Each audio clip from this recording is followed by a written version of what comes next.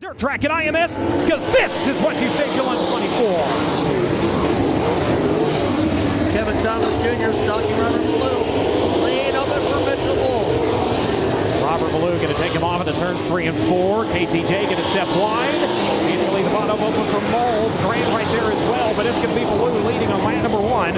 Robert backing her up and blocking the shoulders over into turns 1 and 2. Third side by side for second. Here comes Grant to the outside. And Justin Grant is definitely on the move. He is stopping that working down.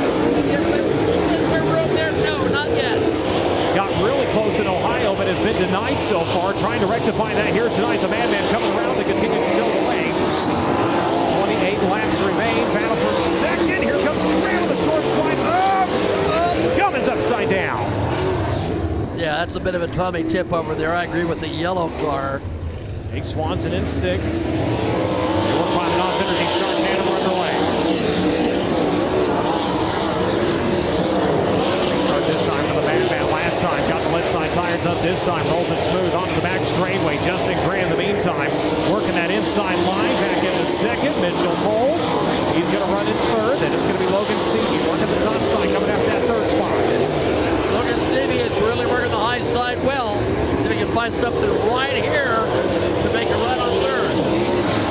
Seavey coming after Grant as he takes a third spot at the line. Just earned the fastest lap of this race. A 12.864 for the driver for 57. Grant up the racetrack, throws the block to 57. Going to switch tactics, up to the inside, couldn't get the pass. Here comes Seavey down to the bottom, tries to make something happen at the hub of the racetrack. Pulls right alongside Justin Grant. They were separated by 0.028 seconds. Advantage still from the NOS Energy number 4. Good turn number 2 there for Justin Grant as he goes down the bottom at 4. Grant looking for the lead. Ballou going to pin him off for the time being. Off into turns 1 and 2. Robert to the outside. Justin down to the bottom. The Madman heavy on the loud pedal onto the back straightaway. Now going to change his lineup. He'll go to the inside. Traffic looming in front of your leaders as Robert Ballou continues to lead. Seavey and Grant going to the high side. Robert Ballou, what's he going to do? That's Charles Davis Jr. right in front of him. Looking back to the field, Shane Cottle has made his way up into 7th, continuing to work the hub of the racetrack. Grant to the inside at the line. It is Robert Ballou by 0.012, but there's the path to the lead in turns 1 and 2. Justin Grant going to take it away from Robert. Justin Grant used Charles Davis Jr. as a pick. Now he's going to try to ride the rim and get around Charlie. Goes to the high side, turns 1 and 2. Charles Davis down to the bottom. Here's the short slide from Seavey for second. Ballou going to get shuffled back to third here. Traffic going to play the advantage of the 4 for the time being. Advantage over a half a second last time. Seavey going to try to make it up quick here. Comes around to the front straightaway and it's going to hang right with your leader. Round the high side goes first and second. Down to the bottom goes Robert Ballou. Question is, can the engine make it another 9 laps? And also, maybe adjustments on the knobs here. Caution light's going to come on. We got them stacked up. Cottle is in that one. Swanson and Cummins. So 6th, 7th, and 8th. All coming together. Oh, boy. And Cottle's out of the car. Looks like he might be going to have a conversation. And he does land one. Ooh, Swanson, he is not happy about that. He's calling Cottle back over. In the 14. James Boston had been running at 11 prior to all this. Has to go back to green. Kevin Thomas Jr. down to the inside of Robert Ballou, able to make the pass here as they work off into turns 3 and 4. Those two drivers vying on the Monsanto Speedway. Whoa, tail drink coming in. Full sail on the outside as the challenge and the battle is on for the race lead. Here comes Seavey in the 57. Now Justin had trouble in turn number 4. Seavey was there to capitalize. Now Justin drifts in front of him and tries to protect that spot. Turn 2 is going to be the issue. Justin slides in front of him and Seavey dives down low. Logan trying to turn down to the inside of the 4, wasn't able to get there. Grant trying to make that car as wide as possible. Problem for Kevin Thomas. He was nearly stopped at turns 3 and 4. Gets it back rolling, the 57. Big bite onto the back straightway as he's going to close right back into the NOS Energy number 4. 5 to go this time. A fistful shown to the field. Grant leads the way. And Logan Seavey is not going to go gently this good night. Because there's no points, you can go for it all the way. And it is bragging rights to know that you went to victory lane at the Indianapolis Motor Speedway. Grant leads. Seavey, your top 2 on a breakaway right now. Robert Ballou continues to smoke the field in third.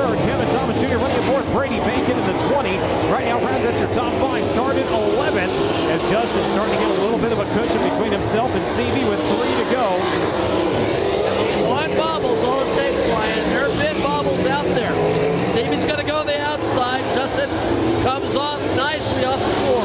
Right now, Logan, he is trying to go anywhere he can to get a run and get some fight to reel into number 4. He just bounced up the middle of turn 1 and 2. Really launched the car in the back straightaway. They're going to come around this time to the way to the white flag. Race for third. Possible race for the lead. But look at the traffic. Could it play a hand? I don't think so. On to the back straightaway. One final time. He'll work into turns 3 and 4. Checkered flag about to greet him for the 12th time this season in overall USAC competition. Justin Grant, a winner here at the dirt track at the Indianapolis Motor Speedway. Race fans, as he goes to the top of the cage, let him hear it. Your winner here at Indy. So I know during the BC he hands over the tie. So I wonder if that'll be the case here tonight. I'd take it. Definitely so. Let's take it down trackside. Justin Grant climbing his way toward the top of the all-time wins list with the AMSOIL USAC National Sprint Car Championship. Puts himself in victory lane at the Indianapolis Motor Speedway once again for the inaugural Indiana Sprint Week race right here at IMS. And Justin, when it came to passing cars, how crucial was it to make sure you struck while opportunity was there? It was really, really tough. The pace was really fast, and the top was so fast you had to kind of, you had to make some things happen there, and I'm sure I didn't make too many friends, but I wanted to get down here to Victory Lane, get this NOS Energy drink number 4 down here in Victory Lane, and it's the Indianapolis Motor Speedway. I probably raced a little rougher than most of the sprint car guys like to race, but come in here off a week of BC 39 and maybe just old habits die hard. I want to win at this place, and my guys gave me a great NOS Energy drink, Top Motorsports, Top Industries, MPV Logistics number 4. I just can't thank them enough. Jeff, Nick, Jerry, Kevin. We got a new kid helping us this week, and I forget his name now. It's his first day. I'll get it tomorrow. But no, thanks everybody. Thanks to my family, my wife Ashley out there selling T-shirts. Thanks all the fans for coming out, supporting this. I know it's hot. Thanks to Doug Bowles for working to make sure that this track stays a thing. Thank you to Roger Penske for allowing it to continue to happen, and I hope he likes what he sees.